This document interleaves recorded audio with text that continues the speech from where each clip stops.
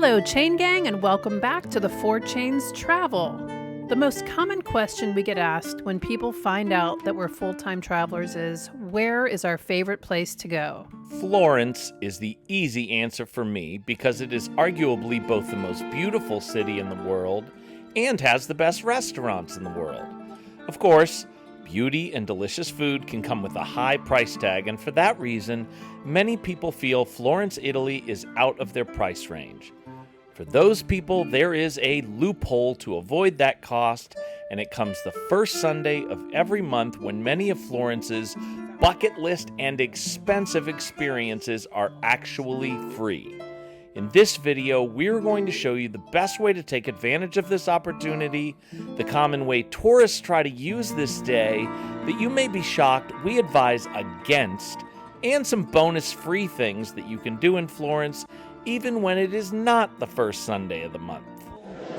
Today we are enjoying the first Sunday of the month, the best deal on any museums in the history of the world, where you get into free to a bunch of them. And this is, of course, in Florence, so Yes. It doesn't get any better than that in terms of museums. Yes, so we're going to give you some really good hints, and one of those hints is to go into the Medici Chapel. There will always be a line on the first Sunday of every month. The line moves very quickly. Here we go. Here we go. This is Anna Maria Ludovica de Medici. Hey girl, what's up? When you come in the entrance, it is kind of a circular atrium here, and as we mentioned, there are a lot of markers here where there are crypts beneath, and there are a lot of relics on this floor as well. You'll see the phrase reliquary, and we have not seen that at any of the museums until now, but they're very fancy. Apparently a femur. Yeah, you can right see. in here. I'm not sure who it belongs to. Jim, do you know? Yeah, Saint Casimir. These are all saints. Oh, okay. Saint Candida, Saint Lucilla. Saint Candida was the saint of staph. Staph bacteria. Okay.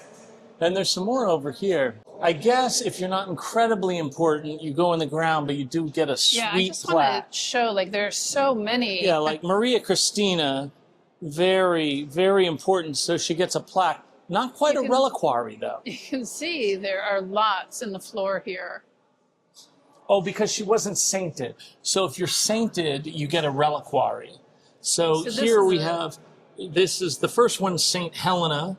Okay. The bones of Saint Helena. And then we move to Saint a little bit Alexis. Okay. I think you know how I'm going to edit that part of the video. And a little bit of la la la la la la la, a little bit of Alexis, la la la la la la la, a little bit of Alexis. Okay. More bones of saints. You look real closely. It's the closer you look, the grimmer it is. Pretty grim. Yeah, grim. Bony, bony, bony bones. When you come in here, this is the holy crap moment. Oh my goodness. Unbelievable.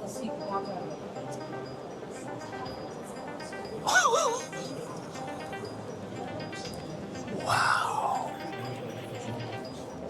Wow. That is I can't believe it. intense. Holy smokes. Oh, I'm recommend coming into this room. I'm going to mention something I mentioned when we were in Boboli Gardens. Yeah, the Medici were rich as hell. Can you imagine? Hey, how do you want this room to look? And then he lets Michelangelo know. And, all right, boss, This is how. get this done for you.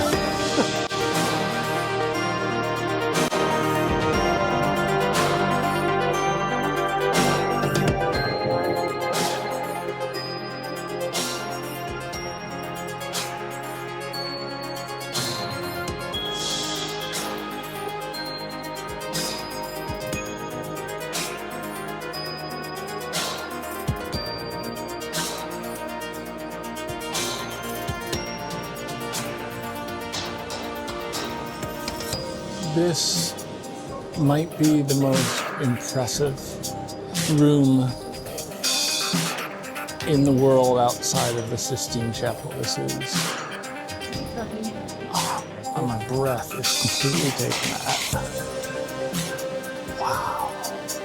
This is actually the least impressive part of this unbelievable room, because instead of being marble and precious stones, marbles, that's funny, it is painted because Hitler was coming here in 1938 and they had to put something together because the precious stones had all been stolen by then.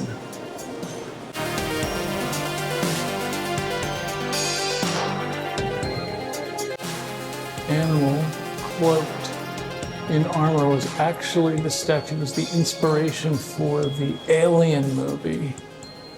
Oh, hell nah, coming right out of the stomach.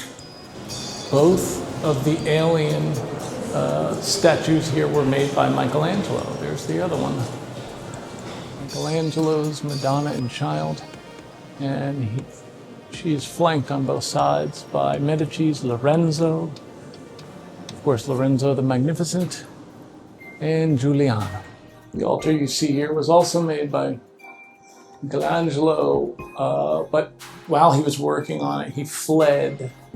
And so, although most of this is his, the armor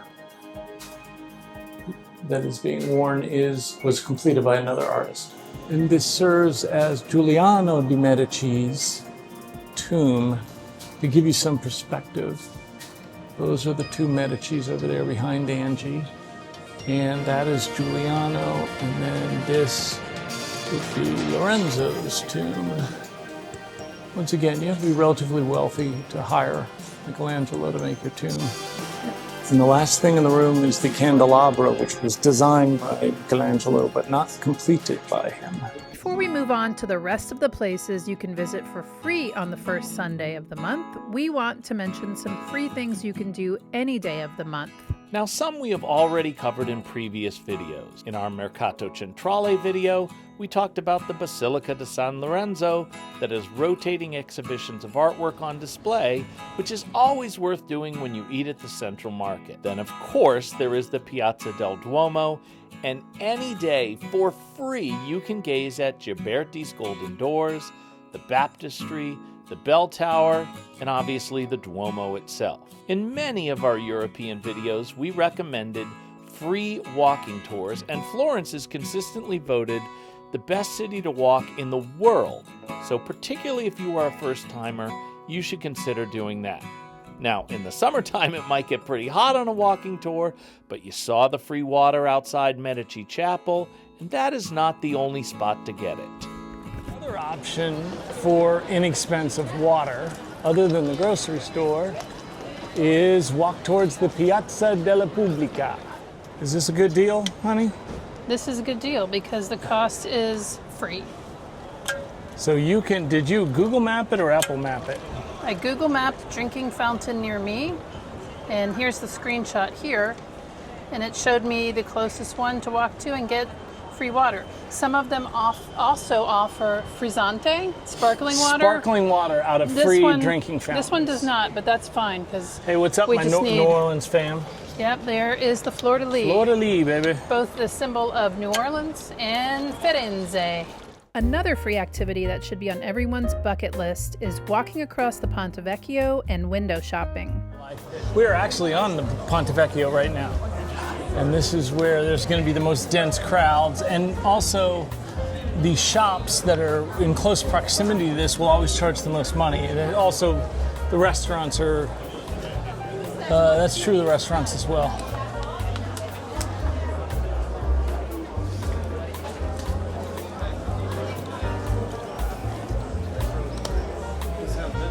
Some shiny gold, though. Ooh. So what you are looking at is the oldest shopping mall on planet Earth. And yeah, it's crowded.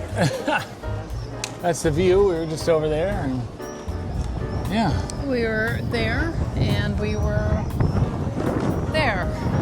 Now we're here. Now we're here. I've never noticed there was this cute little restaurant under the walkway on this side of the Arno River. Yeah, you're definitely not paying extra to be having that seat. It appears as though that's also where you rent a boat, a gondola ride, or maybe a kayak. Yeah. It's a beautiful sky tonight. Yes, it is. Buonasera. Let's go over to the side.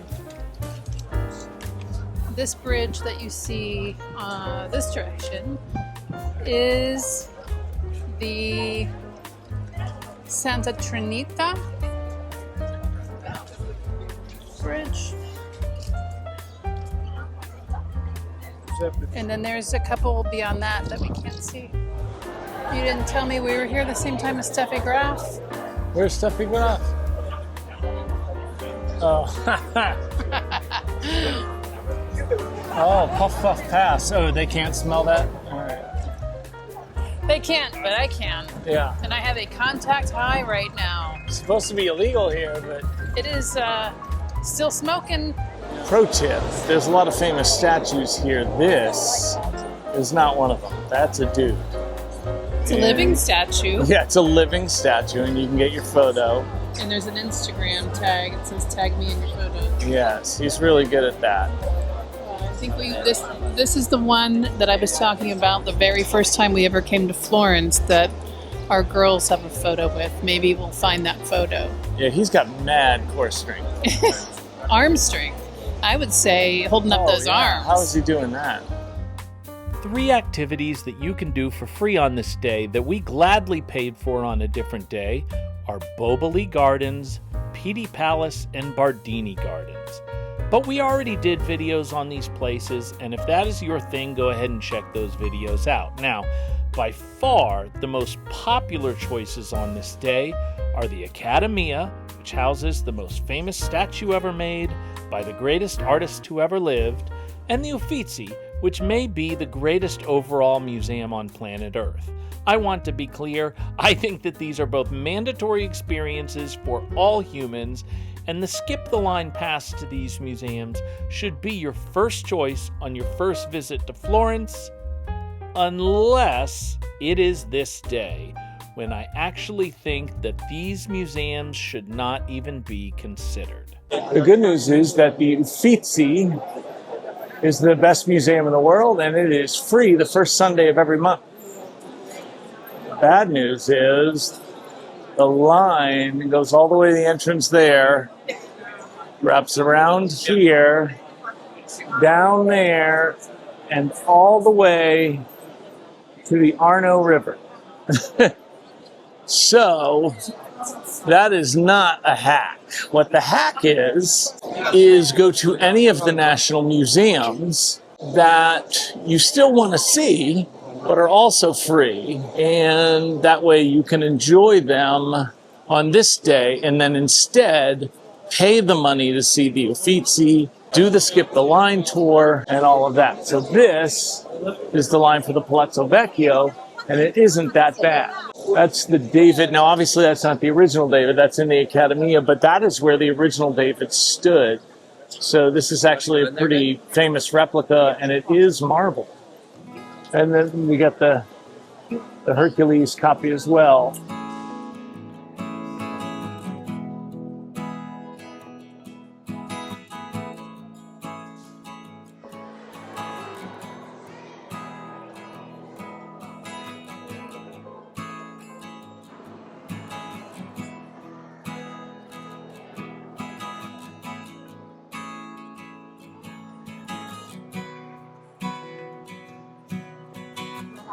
As you enter the Palazzo Vecchio, there are 3 separate courtyards. This is the first. Take your time looking at the ceilings of these. It is really impressive. See tour groups in here, but there's a reason. As we say, some tourist spots get a bad name, but there's reasons they're tourist spots. There's a reason why the line is not long at the Palazzo Vecchio, even though on Italy's official website it says it's free today, and when you ask ChatGPT it says it's free, and when you Google it it says it's free. When you get up there they say no, you have to buy a ticket. So we're gonna do this instead, just out of principle.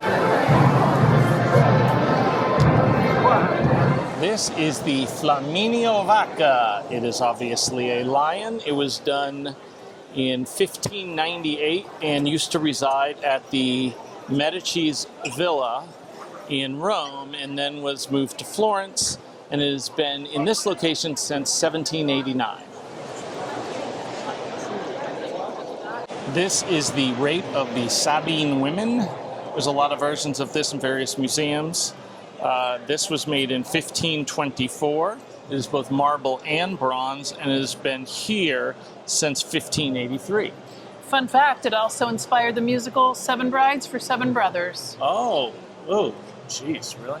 All right. No, I'm not sure, but there is that song in that musical. Okay. We're just going to go with that, folks. This is exactly what it seems like. This is a plaque dedicated to the people who lost their lives in the Wars of Independence from 1848 to 1870, and as a commemoration of that.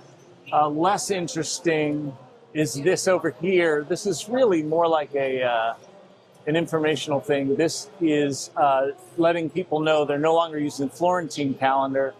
They're using the universal calendar, where the year starts on January 1st instead of in March, I believe. In the middle of our statue tour, the Hare Krishnas came by, and Angie was aware it was going to involve some recruiting, pamphlet handing out, but she loves to dance, so she considered it worth it, and I always love watching her dance, so I consider it worth it too. This is prime Renaissance, Hercules and the Centaur. Nice marble base here as well. Hercules is laying the smack down on this centaur. Good job, Hercules. This is a thinner Hercules than we saw in the Palazzo Pitti. This is Hercules Hernandez.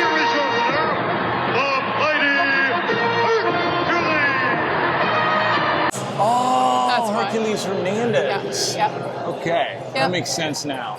Okay. This is the ancient Greek warrior. I don't know how you pronounce, like Ais. He is holding the body of an even greater warrior, Achilles, who you're wondering, well, if he's so great, how did Achilles get killed? Well, he had one Achilles heel. I'll let you figure out what that is. This is actually a barbarian prisoner. Now, you may say to yourself, that doesn't look like a barbarian. One thing to know when visiting any museum in Italy is a barbarian was anybody that was not part of the Roman Empire. You're either Roman or you're a barbarian. So she may look more attractive than what you would picture a barbarian if you were playing that role in a video game, but that's essentially the deal. What we see here is Perseus. The lighting isn't good, so we're going to get it from the other side. This angle would just be basically Perseus's butt. Perseus was proud of his butt, and most of the statues show him pantless. I guess if I was in that kind of shape, I probably wouldn't wear many clothes either. One thing of note, Perseus appears to have Medusa's head, but in lore, Hercules is supposed to have killed Medusa, so somebody tell me what's going on here, because we just don't know. Obviously, this Beyonce statue is the newest, not the other that he referred to. Oh, I thought it was Helen of Troy. I didn't realize that was Beyonce. My bad. My apologies. All right, let's go see who this really is. She's awfully large. Who is it? Who is it, actually? I feel like if I would have seen the cell phone, I would have known that wasn't Helen of Troy. But I don't know. She's wearing sandals. Yeah. It turns out the Palazzo Vecchio is only free for residents, but the changing of the guards pageant in front of the palazzo that you see here is free for everyone. It includes the captain, armed soldiers, and the gonfalone, who wields the official banner of Florence.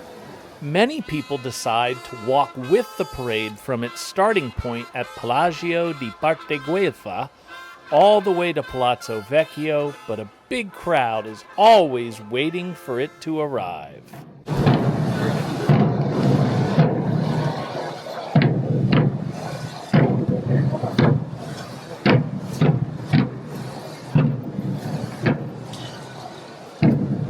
As you watch the conclusion of this historic ceremony, we are going to head to my favorite part of Free Museum Day, which is the Bargello.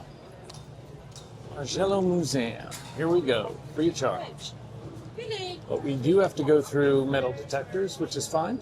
Big fan of museums that take your breath away when you walk into the courtyard.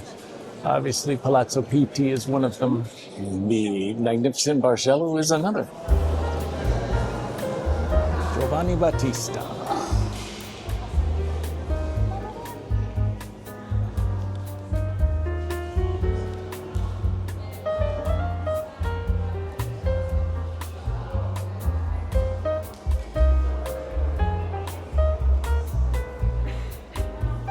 Don't throw that rock at me.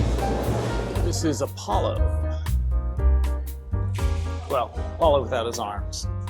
I don't know whether you've seen our video on the Boboli Gardens, and we showed you a copy of this statue. It was moved here in 1911. This is the original. So if you're a subscriber, it's come full circle. It's called Oceano because he's crushing a big fish here. This is Il Pescatore, the fisherman, or in this case, the fisher boy. I am not sophisticated enough to understand why, but when Gemito made this sculpture, it was originally displayed in France, and he became a worldwide celebrity, and Italy can't have that, so they purchased it and brought it here. I didn't want to be dismissive of Gemito becoming worldwide famous. Angie really loves this one, so there's just something I guess I can't appreciate. You want to explain what you love about the motion here, honey? There's a lot. I feel like you can really feel the movement in this piece. I don't know anything about art. I'm not an art historian, but to me this piece captures my attention because it looks like he's really struggling with this fish that he just caught, and he's even like he's gripping it so tightly with his hands, but he's also pulling back a little bit with his head, and I just get a sense of that. I can feel the wriggling of the fish while he's holding it and trying to see it. Yeah, I didn't even notice that at first. It just seems like there's just a lot of motion happening in still sculpture to me, and the expression on his face. But mostly how tightly he's gripping the fish that he caught so that it doesn't get away. It was because he was just become the WWE champion here, as you can see by the championship belt. Here's another example. This cannon was first made it was actually commissioned by the Medici. It has their coat of arms, maybe you can see on there, and the dual lions, as you can see. And at the further end here is, this is St. Paul. Some people believe he's the most influential of all the saints because he wrote most of the New Testament. This was brought here from Pisa. I don't know when exactly, but sometime in the 1600s. Maybe somebody could tell me in the comments. This sculpture, the River Gods, is mostly just famous because it's one of the very few, I think 2 or 3 remaining statues of Camilliani. I don't know this statue. It's called Legge Nuova, which means read new. Oh yeah, you can see a book here. I guess, new readers. Yeah, if you're a new reader, you deserve a statue too. People think this is a statue of Augustus Caesar by Vincenzo Danti, but it's actually Cosimo di Medici cosplaying as Augustus Caesar. I know sometimes I make silly jokes like that, but it's actually the case here. Even the entrances to the rooms are cool. Neptune in the house, riding his double horse chariot. It's pretty sweet. And then Madonna and Child, not sure about the grouping there. Two different religions. There is another Madonna and Child, and what I think is interesting about this one is that the little babe is cupping the Madonna's chin the way that an adult would typically do that to a child. How do you know the kid's not being rude and pointing out the double chin? He may not be. cool. He may be doing that. I don't know. Okay. I think Bacchus. Yes, Italy's favorite god, the god of wine. Saying, what's up? I know y'all like wine. There's a lot of. You can see the marble veining in this Oh, one on wait. the torso a lot. What's going on here? Oh, we got a little mythical hooved cloven beast here. Okay, Napoleon Dynamite fans, tell me what this is. Cosimo I, looking badass as always. If you were a sculptor, it was in your interest to make the Medicis look really cool. If somebody could Google image this, I don't know whether this is supposed to be David or Apollo, but this statue didn't get finished because he pissed off Cosimo I, who we just saw, and Cosimo cut his head off. Hence important to make Cosimo look like a badass. This, of course, is Narcissus looking into the water at himself. This statue is apparently of pretty poor marble quality. Ooh, yeah. I don't even see the water Narcissus is supposed to be looking at. But you can just imagine it's there. We have Brutus. He was Jesus' best friend, until he wasn't. Michelangelo did not make this, but this is obviously, I don't know, a copy or whatever. There's a much larger version of this on the tomb of one of the Medicis. Also, a Michelangelo sculpture on the same tomb, but it's got to be a copy. Okay, wash, rinse, repeat. I'm a dummy. Obviously, somebody just decided to make copies of all those things, and it's a good one. We have Moses here, of course, famous for doing the best odd job in history, bringing the 15 commandments down from the hill. The Lord Jehovah has given unto you these 15, 10 commandments for all to obey. 10 commandments. That's right. It's now the 10. Another Moses. This may be the lost 5 commandments. This is St. John the Baptist. You can always tell his statues because he's always so thin. There is a much more famous one that is outdoors and viewable by the River Arno. This sculpture is not by Michelangelo either. This is based on the painting that he did, Leda and the Swan. I think that painting may have been lost to history. I've certainly never seen it. If anybody's seen the Aquaman movie, the second one, this will look familiar. This is Perseus coming down, rescuing Andromeda. Good job, Perseus, you can do it, bro.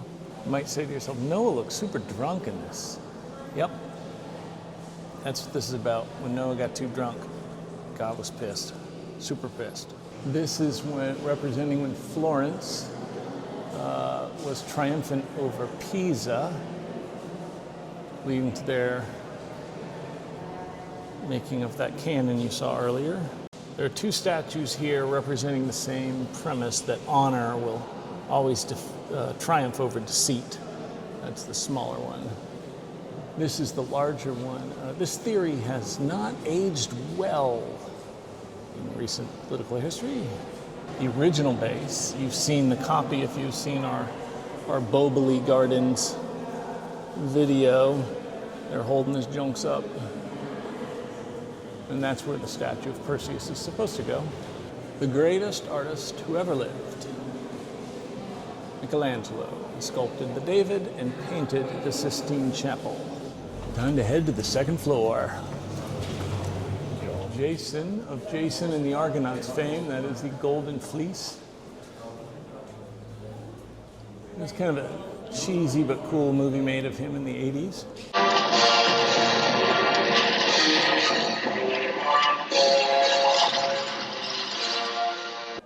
I believe these are the canes that Gandalf used when he said, "You shall not pass." You shall not pass!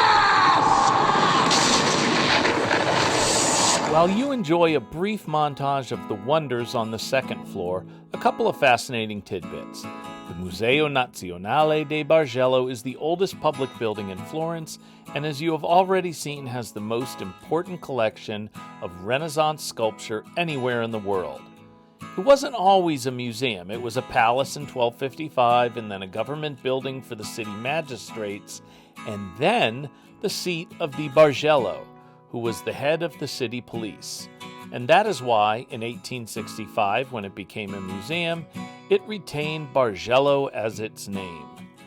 As you gaze on what has to be the most artistic kitchenware in the world, know that we are sad to be leaving Florence, where we have filmed so many of our previous videos, but we are headed back to Bologna for 9 days, so please like and subscribe and hit that notification bell for our videos every Tuesday and Friday on the 4 Chains Travel. Ciao, ciao!